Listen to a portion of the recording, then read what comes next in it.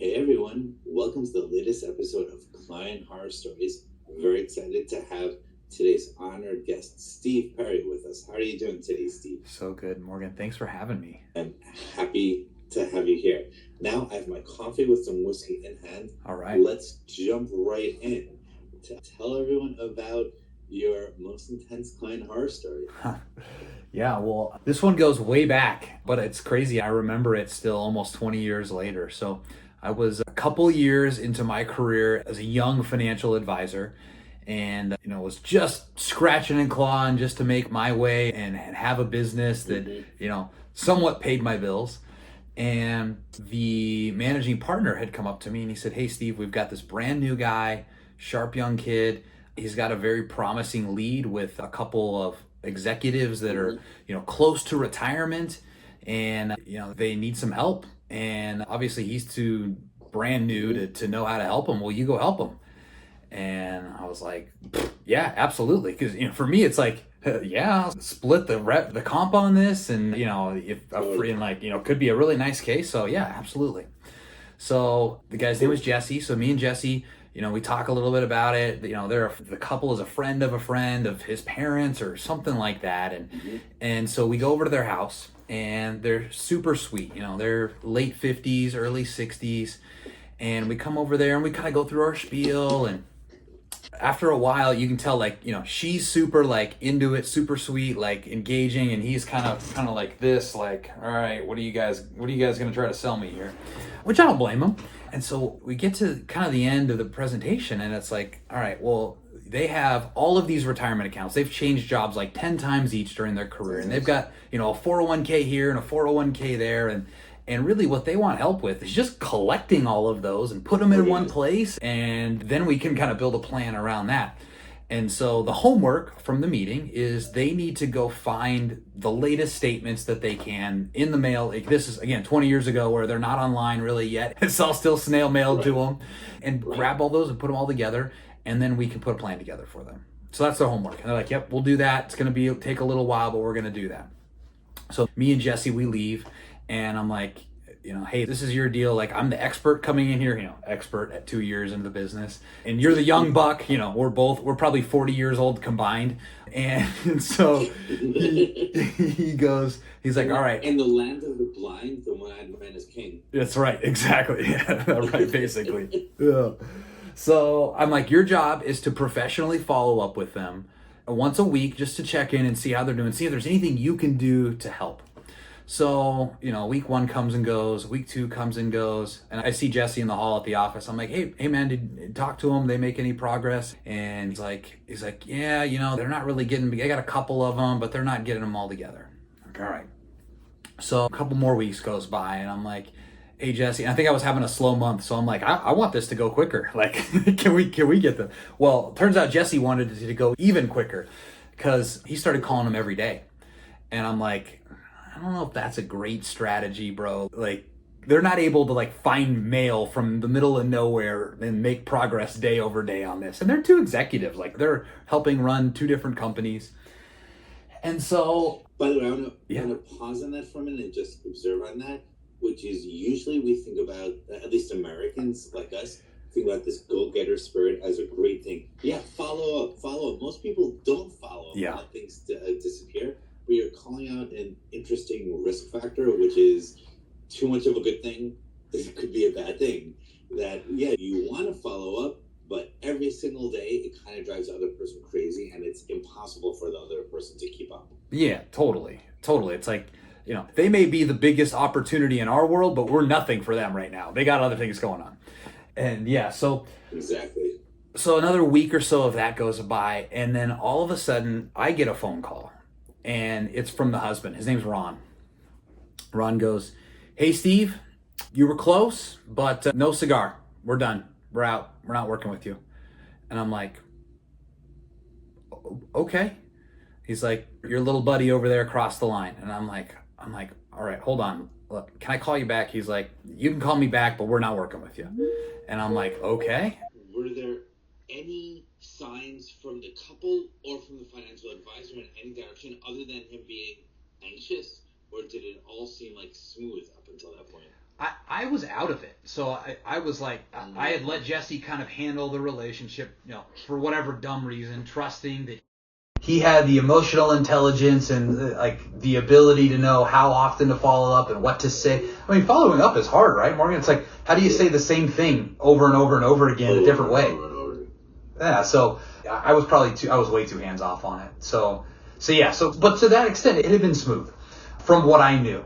So I go to Jesse and I'm like, hey man, what'd you do? What happened? I just got this call from Ron. And Jesse goes, I don't know. I just kept calling her office and just, kept getting the runaround from the secretary. And I'm like, what? Something is not adding up here. Like, I've been doing this for a couple years. Like, what is going on here? So I call Ron back. I'm like, sir, like, I don't quite understand what happened here, but like, I'm sorry. And he's like, look, your little buddy over there, Jesse, he would call my wife's office, Charlene, every day. And every day the receptionist would answer the phone and they would take a message and they would give it to Charlene. Well, this last time, Jesse was like, you're not giving the messages to Charlene. And the receptionist was like, well, of course I am. He's like, no, because if you were, she would have called me back by now. And so you need to do a better of your job, there. In fact, maybe I'll just come in there and talk to her myself. And the receptionist was like, no, sir, you're not welcome here in our office. Oh. So he's telling me this, and I'm like, and you're cringing. I'm just cringing, like crawling in my skin.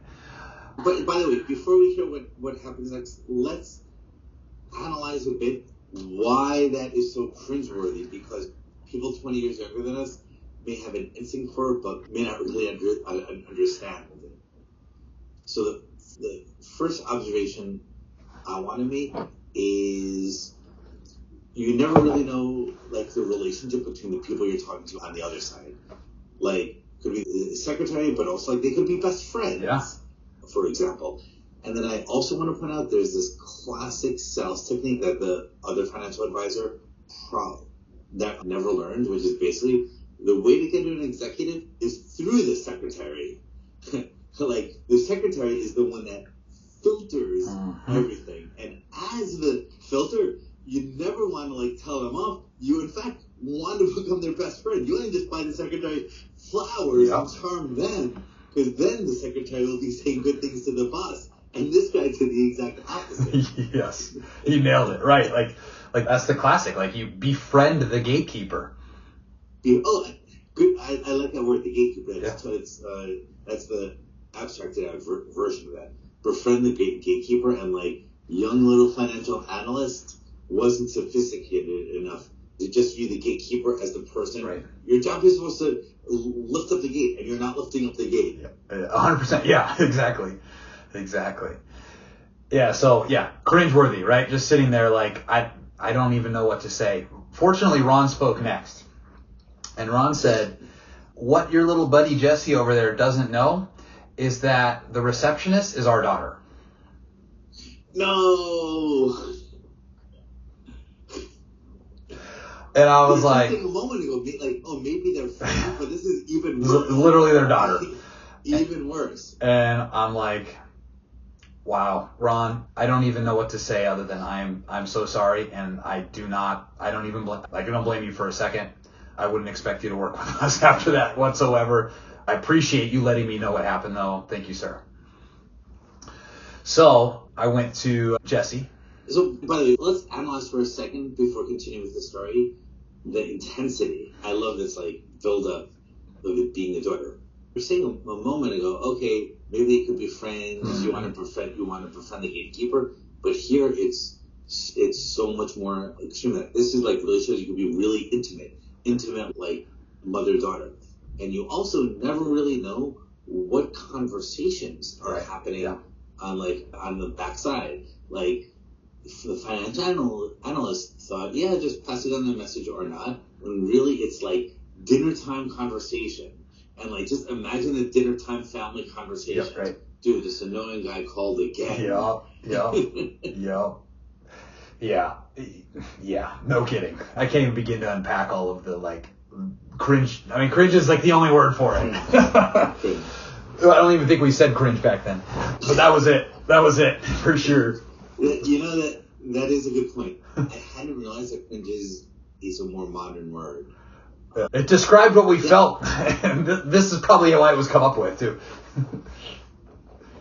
Yeah, actually, by the way, I hadn't realized that cringe is a newer word, but what I hadn't realized is only in the early 2000s did the genre of comedy, cringe comedy, appear. And it's my favorite type of comedy, like Larry David, like saying things that make you cringe, and it's hysterically funny, but like there was no word for cringe comedy. Like, is that like The Office too? In the 80s and 90s. Is that like The Office too, like Steve Carell? Yes. Okay. Exactly. Yeah. Exactly. I didn't even know that was a title. Comedy where it's like, don't do it, don't do it. No, you did it. Well, my wife is like, I can't. She's like, I can't watch The Office. Like, it makes me so anxious. Just like that man. I can't even do it. No, with cringe comedy, it goes to one of the two extremes. Either like you love it and you think it's the funniest thing ever, that's my camp, or it's like your wife, where it's like so painful you can't even watch it. Yeah, this is too much information about me, but like whenever I fly on an airplane, like I'll watch, I don't watch a lot of movies, but like so on the airplane I'll watch whatever the new cool movie. I'm like, oh yeah, I wanted to see that, so I'll watch that, and they're always 3 hours. Like the plane ride's always 3 hours long. So it'll get over, and I've got like this awkward 40 minutes left, and so I'll play like the blackjack game for about 4 minutes, and I'm like, I can't play this anymore, and so then I'll turn on The Office. So like I'll watch old Office episodes, 3 of them to end every flight. That is, I like that you've turned that into a ritual. It's like literally catching up on my child or like my college days of watching The Office. It was great to watch it in college, preparing you for adult life. Right. That's a college education. Totally. What not to do. So I go to Jesse, and I'm, there's not even any like reason to chew this kid out. Like, at this point, like we had been going on long enough. I knew he probably wasn't going to be long for the business. And so it was just like, hey buddy, I got bad news. We lost that deal. Like, it's not going to work. He's like, oh, what happened? And I'm like, well, you happened. It was his daughter. You were like accusing of lying, basically. And he's like, well, I didn't know that. I didn't say that. And I'm like, it doesn't even matter if you said it, because that's what they think you said. Like, it doesn't even matter. So actually, by the way, yeah, you made a really important point that I don't think has ever come up in an episode before. In every episode, I try to get at least one new lesson, and I think at least one of today's new lessons is this, because you just made a very powerful point, which is it doesn't even matter if you said it or not. And I just know so many people that are, and so many professionals that are obsessed with the truth and being right. No, this happened, this didn't happen, this was said, and at the end of the day, the truth of the situation truly doesn't matter in any way. All that matters is the perception and the emotional reaction that the other person had to the situation. Yeah. It's like, perception is reality. Perception. Ooh, well said. You're a philosopher. Yeah, no. That's way stolen. That I didn't come up with that. I stole that from lots of people. So here I am, right? Like, I'm still new in the business too. Like, I could have definitely used these guys as clients. Jesse's exiting the business, and I'm like, all right, what would be the right thing to do here? And so, call it a last-ditch effort, Morgan, or just call it trying to do the right thing. It's probably a good combination of both. But the guy's office, Ron's office, was not too far from mine. It was like, 6-7 minutes down the road. So I was like, he doesn't want to see me. He doesn't want to talk to me. Like, he doesn't want to do anything, but I'm just going to go humble myself. So I went down to his office, and, I went in the lobby, and I went to the receptionist, and I'm like, hey, I'm not knowing if this one's his daughter too. And I'm like, I hate you. Yeah, right. She's like, who are you here to see? I'm like, I'm here to see Ron. She's like, do you have an appointment? I'm like, I definitely don't have an appointment. And he probably doesn't want to see me. You'll probably go tell him who's here, and he'll be like, yeah, I'm not coming out there. But I literally just want to apologize to him, man to man. And she's like, wow, okay.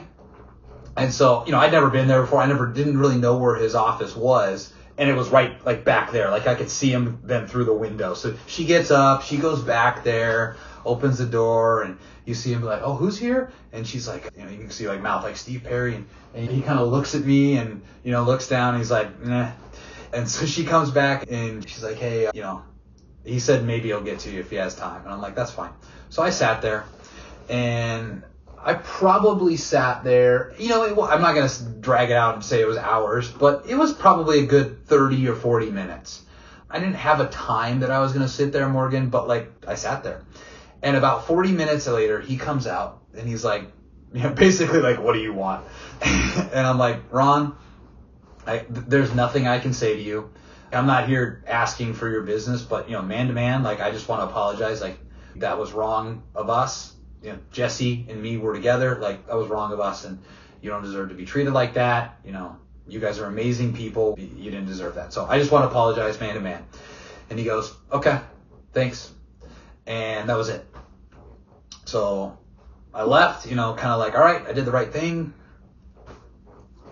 Great.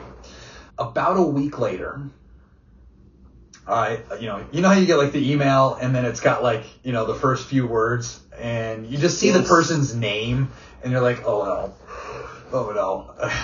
So, I see Ron and then like, the first few lines of the email, I'm like, uh-oh, what else? Like, I'm not getting in the business. Like what worse could be this here? And he sends me an email, copies his wife on it. He's like, hey Steve, appreciate the way you handled this. We still really need the help. We don't know anyone else, and the way you handle yourself tells me you're the kind of guy that I want to work with. That other guy, he's not welcomed at our house. And so fast forward, they became clients for many years. Even after I left being an advisor and moved into a leadership position, which by the way, the business that they did with me qualified me to get promoted to partner in the firm. Ultimately, like just so many cool things. And years later, when I'd even moved out of state, they would call me and ask, my opinion and help on things. Like just developed a great relationship. So I know this is like horror stories and there was a lot of horror in it, but like there was a silver lining in that one as well. So I think it's powerful how you're able to turn it around. And I think this is a great lesson in the power of humility and sincere apologies. And I don't know the sort of people you surround yourself with, but I surround myself with far too many people who will never apologize. Mm-hmm. Like if the existence of the universe depended on it. And it's not even just saying the words "I'm sorry." It's like actually feeling it, and like you can tell from how you tell the story and the details. It wasn't just, oh, I want to get a detail, I'll make 10 cents. It was more, you actually felt terrible about what happened and you roll in it. So I think that's an important lesson for everyone listening that is scared to say, I'm sorry. Yeah. It doesn't always work out. It usually doesn't work out that way. But, you can sleep better and I feel better at the end of the day. That is a good point that it usually doesn't work out that way, but I would interpret that in a few different ways, which is one point I would make is there's this deep question of who do you want to be? What kind of person are you? What kind of person do you want to be? Mm-hmm. And I think it's impossible to always have the perfect balance of apologizing exactly when you need to and not apologizing when you shouldn't. It's a fine line you can't walk. So fundamentally, you're going to err on this side or you're going to err on this side. Yeah. And that's it. So I think the strategic life and business question is, do you want to be the guy that errs on the side of not apologizing enough, or do you want to be the guy that errs on the side on apologizing too much? And maybe because I secretly have aspirations to be a Canadian, I personally prefer the strategy of the Canadian I'm sorry and apologizing too much. Yeah, that's awesome. I love that.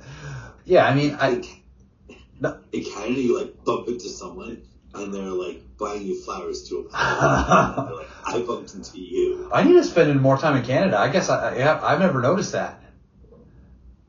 I got run out of Canada once. You were run out of Canada? I got run out of Canada, so that wasn't my experience. You have to share this micro story. You can't throw something like that out. Oh, got details. All right. In 60 seconds, one year I thought it'd be a great idea to drive from, well, really San Diego to Anchorage in January. Oh. And that's not a great idea, but I did it anyway. In January. So I got one of my crazy buddies to meet me in Seattle, and he actually had a boat that he had bought in Seattle. I was like, I need it towed up, so we'll go do it together. And I mean, but we can make this long. It's an amazing story. But it's the best story I have in my life. I'll truncate it though. We're driving a Cadillac Escalade through Canada in the middle of January with a bright yellow boat and a spare set of tires with 24-inch rims sitting in the boat. Just going down the highway in Canada. And it is 40 below zero, Morgan. And we've been driving all day, hadn't seen a soul all day, and we get to this part of the road where it's like this big hill that goes down, and then, you're kind of going into this town. And so my buddy hits the brakes, and we hadn't touched the brakes for like 4 hours. And as soon as he hit them, they froze. They locked up, and the car, like all 4 tires locked up. We got this trailer, and we're going down the road, and all of a sudden we start swerving. We're going down the hill, and then the trailer jackknifes. I'm looking out. The boat is backwards next to me. I look over at my buddy. He's like, I'm sorry about this, Steve. He's driving my car. And so we go in the ditch, and we go backwards in the ditch, and the boat shoots off backwards off the trailer way down into like this ravine with the 24-inch rims sitting in it. And we're in the middle of nowhere, Watson Lake, Canada. And it's now 50 below zero. I mean, crazy things. The first car that comes is like this appliance repairman. I'm freezing to death. I didn't have like really good gear. So I go into the car, and the appliance repairman comes out. He's got a dog in the seat next to him. The dog bites me while I'm in there. Just the randomest stuff. It takes us 2 days to find somebody who can tow the boat out of the ditch. And there were 2 tow truck companies, one on one side of town, one on the other side of town. We go to the first one. They're like, no, we're not going to do it for you. So we're like, all right, we'll go to the other one. We go to the other one. We go back and forth. We meet him out there. By the time we meet him out there, the boat was gone. And we're like, no. We're like, what the heck? And we're like, I bet the first company, I bet they came and took the boat. And so we go to the edge of town, and there are tow truck companies there. And we see it. Sure enough, the boat's right there, sitting in their yard. And so my buddy backs up to it, and we put the winch on, and we load the boat up and point the car ready to go. And then we go in to go talk to them, and we're like, hey, you got our boat? They're like, yeah, we did. We got your boat. And I'm like, well, we probably owe you some money. And they're like, yeah, you do. And he pulled out the bill, and he's like, all right, this and this, and we had to go across state lines, and we needed a flag. That's $2,000. And my buddy looks at me. He's like, I got $500. How much you got? I'm like, I got $100. And just then he had like 4 of his tow truck men, which were all giant 6'6" Canadian dudes that were sitting there watching TV. You kind of see them over their shoulder. They stand up, and they kind of come walking towards behind us. And Nate looks at me, and I look at him, and we take the money we have. We throw it on the counter. We run out of there, jump in the car, don't look back, and take off and scream out of town. And we literally didn't turn around until we hit the U.S.-Canadian border. Wow. It was wild. That is an incredible story. I'm so happy we got to that. Totally off topic. Totally off topic, but actually, I'm going to tie it back in, because I actually think that story, in an interesting way, brings out a really important client horror story, like client management lesson. Like, if I understood the story correctly, it sounds like the first company that you spoke to told you that they're not going to tow it, but then went and did it anyway. Mm-hmm. So what's interesting about that is I've seen that same sort of pattern so much, especially or in professional services, where you talk to someone about doing things that it happens all the time. I work with a lot of freelancers, and I'll talk to this freelance software developer I work a lot with, doing this WordPress page, doing this, and he just complains, no, it's going to be so annoying. You can't do it like this. No, they're like, okay, whatever. He's not going to do it. And then 3 days later, he's like, Morgan, I did it all. And I'm like, you did what? And he's like, that WordPress plugin to do this. I'm like, I never gave you the authorization. We never even discussed how many hours of work it would be. Yeah. so it could pay you, but he just got so into it, he just went and did it. Yeah. And incredibly, I've seen this sort of situation so much where there's this type of person that works, and it sounds like the people that run this tow truck company are like that, that even if they might be like, let's say, be resistant or negative at first, they kind of, they're a doer and they want to get it done, and they also want to do the right thing, whether it's like fixing the WordPress problem or getting the boot that's crashed out of it. They want to do the right thing, so they'll be resistant, but then they will go do it. But what's interesting is doing that while, like, we understand their good intention, like they're a doer, they want to do it, and they just naturally are skeptical at first. Okay, some people are skeptical but doers. The problem or the client risk of doing that is you don't discuss the budget beforehand. Mm-hmm. You don't discuss the terms beforehand. So that leads to problems like a $2,000 bill when you only have $600 on you. Yeah. Definitely. Yeah. I mean, I've seen that a lot. That's a great point. Like, that transcends industries for sure.